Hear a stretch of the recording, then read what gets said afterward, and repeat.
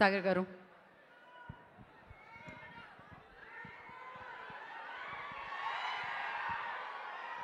ఎలా ఉన్నారు? బాగున్నారా? ముందుగా అన్నయ్య చిరంజీవి గారి జన్మదిన శుభాకాంక్షలు. ఇక్కడికి విచ్చేసిన మెగా అభిమానులకి, మన జనసేన కార్యకర్తలకి, వీర మహిళలకి, అలాగే మా నాయకులు శాసనసభ్యులు బొలిశెట్టి శ్రీనివాస్ గారికి అందరికీ మనస్ఫూర్తిగా నమస్కారాలు. ప్రతి సంవత్సరం దసరా జరుపుకుంటాం, దివాళీ జరుపుకుంటాం, వినాయక చవితి జరుపుకుంటాం, హనుమాన్ జయంతి జరుపుకుంటాం. ఎంత భక్తి శ్రద్ధలతో జరుపుకుంటామో అలాగే చిరంజీవి గారి పుట్టినరోజు కూడా అలాగే భక్తి శ్రద్ధలతో ఆర్గనైజ్ చేస్తున్న స్వామినాయుడు గారికి, మీ అందరికీ మనస్ఫూర్తిగా ధన్యవాదాలు. ఎక్కడి నుంచి స్టార్ట్ చేయాలో అర్థం కావట్లేదు.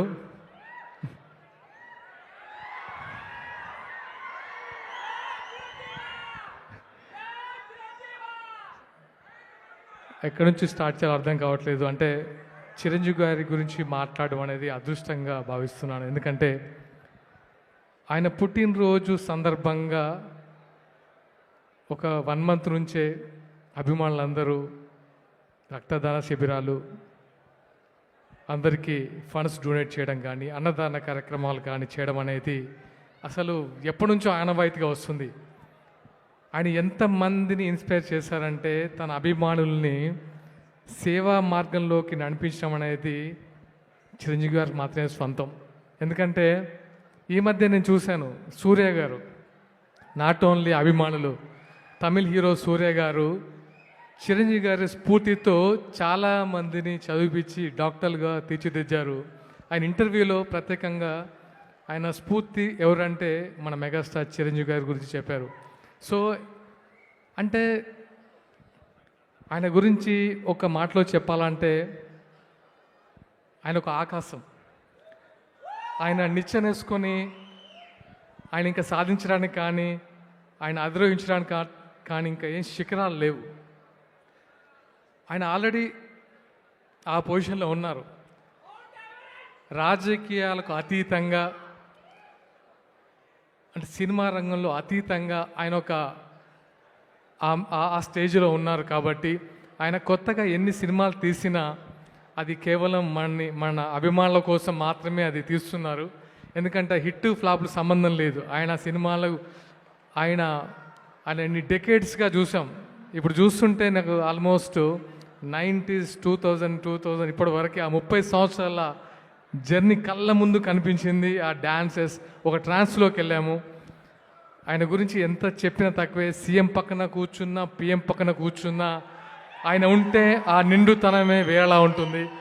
అంతకు మించి ఇంకా నేను చెప్పలేను. ఎందుకంటే ఏదైనా సభ జరుగుతుంటే అది సీఎం గారి ప్రోగ్రాం అయినా, పిఎం గారి ప్రోగ్రాం అయినా సరే ఆయన కూర్చుంటే అది ఆహ్లాదకరంగా ఉంటుంది, ఒక నిండుతనంగా ఉంటుంది, ముఖ్యంగా ఒక పాజిటివ్ ఎనర్జీ ఉంటుంది. అది దట్ ఈస్ మన అన్నయ్య చిరంజీవి గారు. అండ్ ఎస్, ఇప్పుడే వచ్చేటప్పుడు మన జనసేన అధినేత పవన్ కళ్యాణ్ గారు చిరంజీవి గారికి బర్త్డే విషెస్ తెలియజేస్తూ ఒక లేఖ రాశారు. ఆ లేఖ వింటే నాకు ఏదో తెలియని ఒక ఉద్వేగం అనిపించింది. ఎందుకంటే అన్నయ్య చిరంజీవి గారి గురించి ఆయన రాసిన మాటలు 2-3 చెప్తాను. తనకు తమ్ముడుగా పుట్టడం అదృష్టంగా భావిస్తూ తన కష్టసుఖాలని డైరెక్ట్గా చూసిన వ్యక్తి పవన్ కళ్యాణ్ గారు. విజయం వచ్చినా, అపజయం వచ్చినా విజయానికి పొంగిపోలేదు, అపజయానికి కృంగిపోలేదు. అంటే ఒక స్థిత ప్రజ్ఞతతో ఉన్న వ్యక్తి అన్నయ్య చిరంజీవి గారు అని ఆయన రాస్తుంటే నాకు చాలా చాలా సంతోషంగా అనిపించింది. ఎందుకంటే ఆయన వేసిన బాటలోనే మన జనసేనాని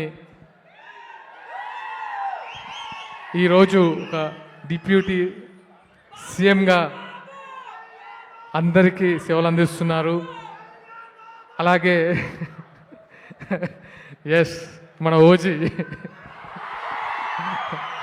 మీకు మీకు నేను ఒక ఫంక్షన్కి వెళ్ళినప్పుడు అనిపించింది, చాలామంది కళ్యాణ్ గారు ఎదురుగా ఓజీ ఓజీ అని హరిహర వీరమల్ని అనడం.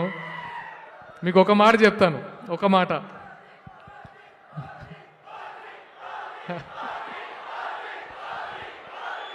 జస్ ఒక మాట. మీరు పవన్ కళ్యాణ్ గారిని డైరెక్ట్గా అబ్జర్వ్ చేస్తే ఆయన ఇన్బిల్ట్ ఆయనలో ఒక 100 మంది ఓజీలు ఉంటారు.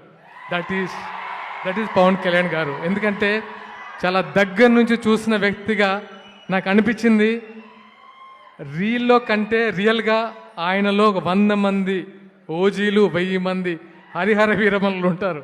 That is power star Pawan Kalyan garu. And ఈ అవకాశం ఇచ్చినందుకు మీ అందరికీ మనస్ఫూర్తిగా కృతజ్ఞతలు. ముఖ్యంగా స్వామినాయుడు గారికి. అంటే స్వామినాయుడు గారి గురించి ఎంత చెప్పినా తక్కువే.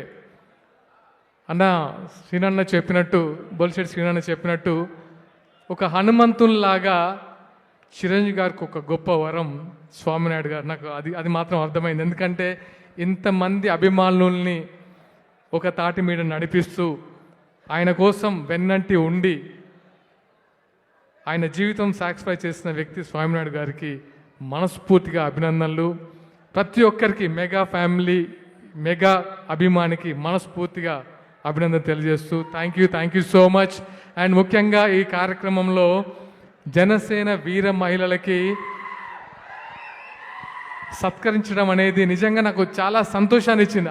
అది విన్న తర్వాత నాకు మా వీర మహిళలు సత్కారం జరుగుతుంది అనేది నాకు నిజంగా చూడాలని ముచ్చటేస్తుంది. ఎందుకంటే నాకంటే ముందు నుంచి ఉండొచ్చు, బట్ వాళ్ళ కష్టము, వాళ్ళు ఎలాంటి కష్టాలు పడుతూ ఉంటారంటే జనసేనాన్ని ముందుకు తీసుకెళ్ళడానికి వీర మహిళలు ముఖ్యంగా ధన్యవాదాలమ్మా.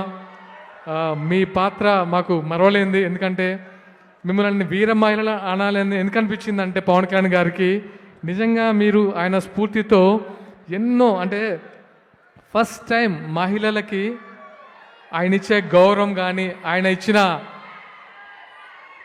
ఇచ్చిన ఇంపార్టెన్స్ కానీ ఈ పాలిటిక్స్లో ఎవరు ఇవ్వలేదు. And thank you. ఆయన తరపున కూడా మీకు అభినందన తెలియజేస్తున్నాను. Thank you so much. Thank you Sagar గారు. Thank you so much. Nagendra గారిని ఒక మాట మాట్లాడాల్సిందిగా కోరుకుంటున్నాము క్విక్గా.